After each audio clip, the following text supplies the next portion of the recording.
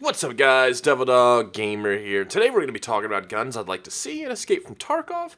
Everybody knows that the Scar is my favorite gun in the world and the best gun that I own. I know I'm going to get a lot of questions now after it releases, which it's coming soon. What guns do you want to see next? I decided let's make a video about it.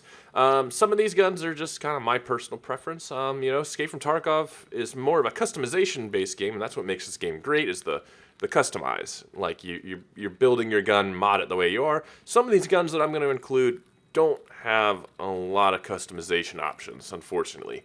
So they may kind of take away from that aspect of the game, but I think they would be good just for either historical or just cool factor, stuff like that. Because content is what makes this game awesome. So anyways, we're starting off with the AK-107, and of course the AK-108 and the AK-109. Now the AK-107 is the system, the one that uses the recoil reducing countermass mechanism, which basically is a recoil reduction. It means they can fire full auto and it never hops, bounces, or nothing. It's ridiculous. This gun and its 5.56 and 7.62 brother and sister, the AK-108, AK-109, would be absolutely ridiculous in this game. I think they're the coolest AKs out there, to be honest. And in game, they would be absolute clutch meta. Like, that's all anybody would use. It would be ridiculous. Do I think they're gonna add it? Probably not. Probably not. Would I like them to add it? Absolutely. It would be super cool. These are just really unique, engineered guns, and I think they're super badass. And they're more produced than a lot of the other guns that you're going to see on this list. So I feel like they would fit a little more into, this game than anything else. But I think it's cool. The customization options are on it, enough in line with AKs here and there, except for the handguards because of the recoil. I think the handguards would be a little different, but there'd be enough customization that it would be cool, and it would just be, honestly, it would be overpowered. Like, 100%, I won't lie, it'll be super overpowered. Next up on the list, we're going to talk about the HK-53, which is the short version of the HK-33, which is the 5.56 MP5. The HK-33 and 53 would be cool additions because you can mod them out pretty much like MP5s, but they're 5.56. So just add another 5.56 gun into the game, and it'd be another HK, which, Lord have mercy, we need more HKs because they're fucking god-tiered guns. But I think it'd be really cool to have them because they are, we need more 5.56 in the game, to be honest. I feel like we're kind of slowly underrepresenting into it a little bit, but the customization and the short 8-inch barrel of the 53 would be super cool to have.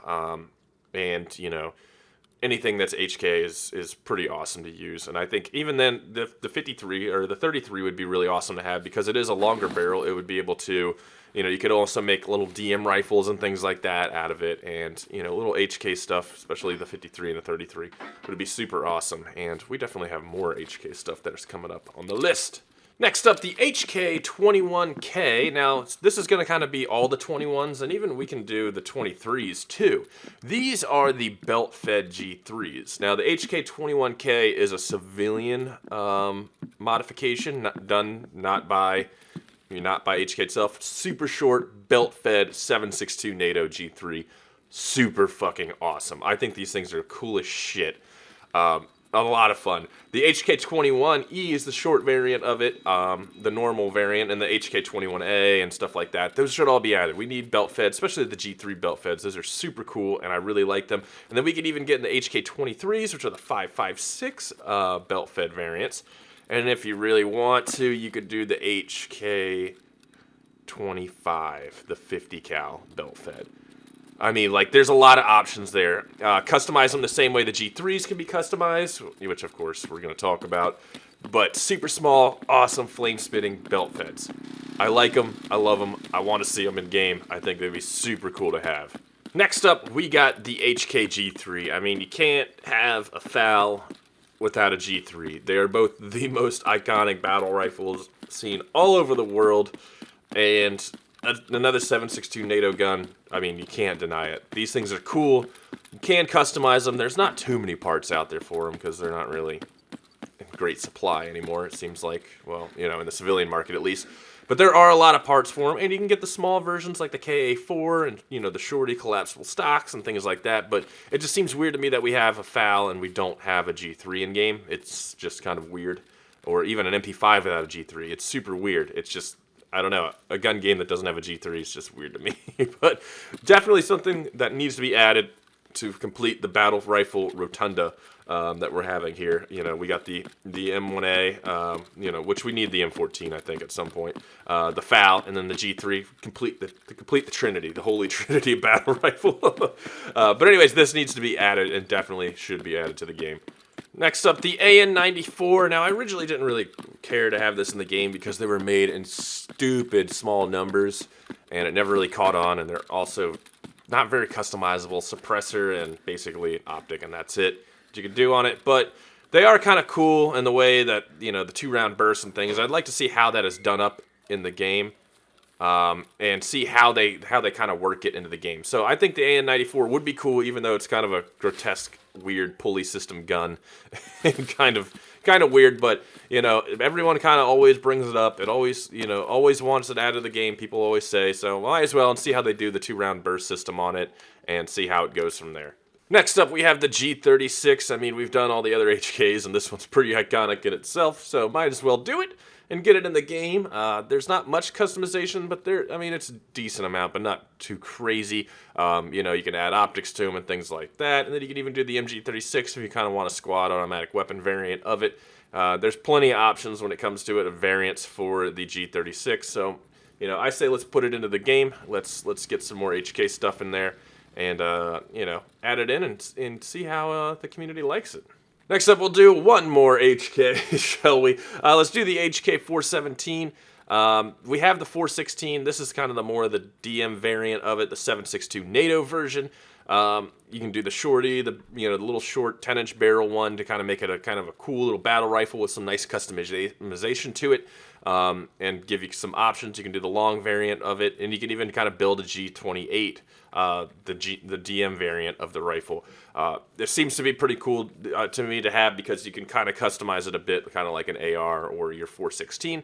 And have a 7.62 NATO variant, which, you know, is just killer in Tarkov. So you might as well just go for that. I think it's cool. I like the shorty variant of the 417. I'm kind of I like short-barreled battle rifles, so it kind of speaks to me a little bit. But that should definitely be added into the game.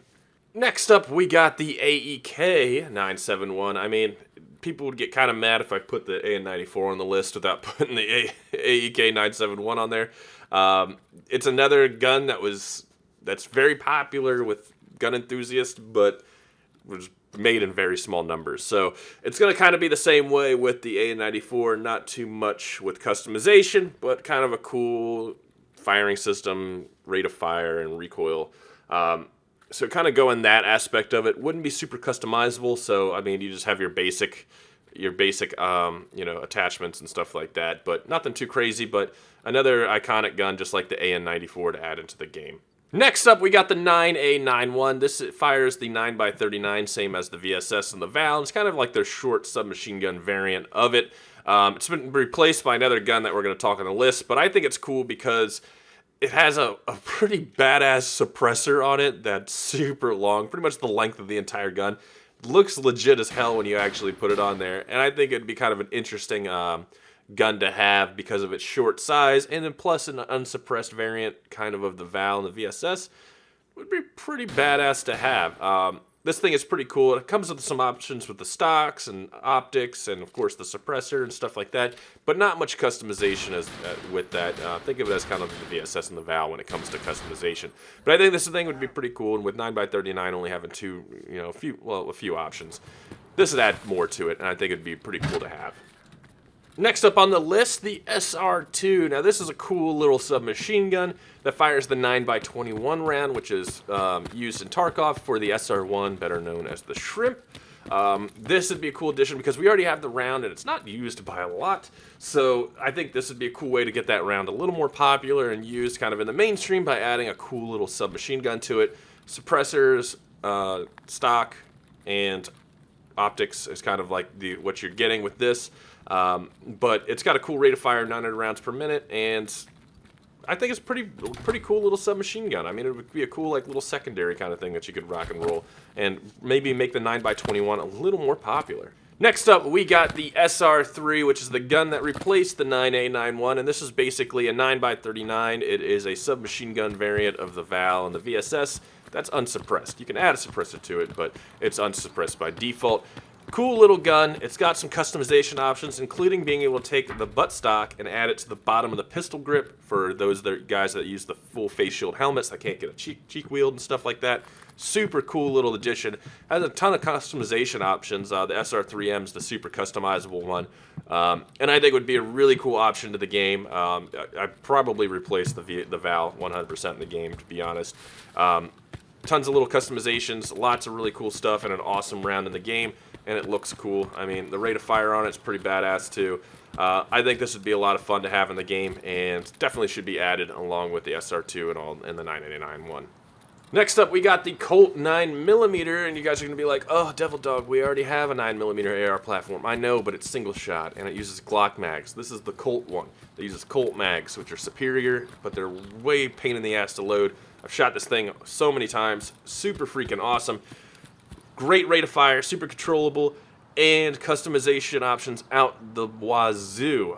You know, I'm not hating. Having the single shot 9mm is cool, but we have a missed opportunity here with the Colt 9mm. You just got to change the mags around. That's it. Super cool, customizable out the wazoo. I think it definitely should be added with how popular that one became. Might as well go for it and just throw the Colt in there too. Next up, we got the PP2000, another super famous submachine gun. This thing looks weird. Really cool customization options with like weird drop-down lasers and things like that. Super slow rate of fire, about 600. Might not make it too meta with a 9x19 round, but I mean the way it looks is just kind of takes up for its lack of awesomeness when it comes to fire rate. This thing definitely should be added. I mean, the small little iconic Russian guns might as well, man. Like this takes place in Russia. Let's make some iconic Russian guns in the game. And the PP2000 about as iconic as it comes when it like in the world of gaming. Definitely think this thing should be explored and put into the game. Last but not least, we have the AK-12. Now this thing, we have all the AKs in the game. Might as well go for the AK of the future, the AK-12. These things are super unicorns in the United States, and their parts kits are hella expensive. I would love to see these in the game because I'll never own one in real life, unfortunately. But I think this thing would be super cool to have, and the AK-15 with the 7.62 and the AK-19 with the 5.56. Might as well go for the trio. This would be cool. It'd kind of round out the era of the AKs that we have with Tarkov, and I think it would be a really cool addition to the game and would be loved by everyone. I don't think anyone would hate having an AK-12 in the game.